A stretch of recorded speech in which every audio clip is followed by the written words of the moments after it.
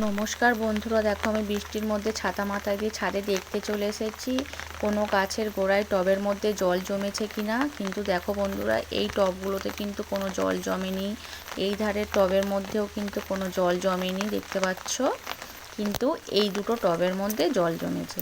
বন্ধুরা, তোমাদের কোনো টবের মধ্যে যদি এরকম জল জমে, তাহলে ভয় পাওয়ার বা চিন্তা করার কোনো কারণ নেই। এরকম একটা লাঠি নিয়ে নেবে, নিয়ে টবের মধ্যে 2 থেকে 3টে হোল করে দেবে। দিলেই দেখতে পাবে ধীরে ধীরে জলগুলো সব কমে যাচ্ছে।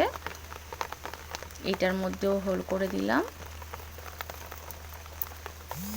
ধীরে ধীরে সব জল বেরিয়ে যাবে।